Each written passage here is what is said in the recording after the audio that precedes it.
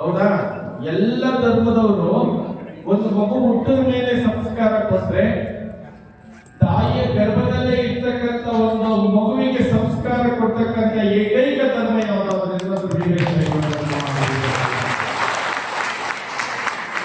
ಹೇಗಪ್ಪ ಅಂತಂದ್ರೆ, ಇಲ್ಲಿ ತಾಯಂದಿರು ಹೆಚ್ಚಾಗಿದ್ದೀರಿ, ನಿಮ್ಗೆಲ್ಲ ಗೊತ್ತು. 8ನೇ ತಿಂಗಳಿಗೆ ಸೀಮಂತ ಅಂತ ಮಾಡ್ತೀವಿ.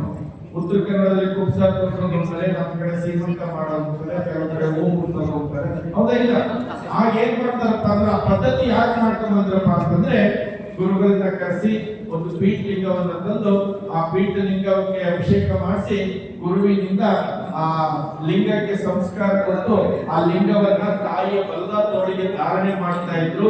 ಇದಕ್ಕೆ ಗರ್ಭಲಿಂಗ ಧಾರಣೆ ಅಂತ ಹೇಳ್ತಾ ಇದ್ರು. ಯಾವ ಲಿಂಗ ಧಾರಣೆ? ಗರ್ಭಲಿಂಗ ಧಾರಣೆ. ಅದಕ್ಕೋಸ್ಕರೇ ಬರ್ತಕ್ಕಂಥ ಮಗು ಭವಿಯಾಗಿ ಬರಬಾರ್ದು, ಅದು ಲಿಂಗವಂತನಾಗಿ ಬರಲಿ ಅನ್ನೋ ಉದ್ದೇಶಕ್ಕೋಸ್ಕರ ತಾಯಿಯ ಬಲದ ತೋಳಿಗೆ ಧಾರಣೆಯನ್ನ ಮಾಡಿ ಜನನಕ್ಕೆ ಲಿಂಗೋತ್ಸವ ಅಂತ ಕರಿತೀವಿ. ನಮ್ಮ ಸಂಪ್ರದಾಯದಲ್ಲಿ ಏನಂತ ಕರಿತೀವಿ? ಲಿಂಗೋತ್ಸವ ಅಂತ ಕರಿತೀವಿ. ಜನನಕ್ಕೆ ಲಿಂಗೋತ್ಸವ ಅಂತ ಕರಿತೀವಿ, ಮರಣಕ್ಕೆ ಲಿಂಗೈಕ್ಯ. ನೋಡಿ, ಬರ್ಬೇಕಾದ್ರೂ ಕೂಡ ಲಿಂಗವನ್ನ ಕಟ್ಕೊಂಡು ಬರ್ತೀವಿ. ಮತ್ತೆ ಈ ಭೂತಾಯಿಯ ಗರ್ಭಕ್ಕೆ ಹೋಗ್ಬೇಕಾದ್ರೆ ಏನಾಗ ಹೋಗ್ತೀವಿ? ಲಿಂಗ ಕಟ್ಕೊಂಡೇ ಹೋಗ್ತೀವಿ. ಅವನ ಹತ್ರ ಎಷ್ಟು ಅಷ್ಟೈಶ್ವರ್ಯ ಇದ್ರೂ ಕೂಡ ಏನು ಕಟ್ಟೋದಿಲ್ಲ ಅವನಿಗೆ.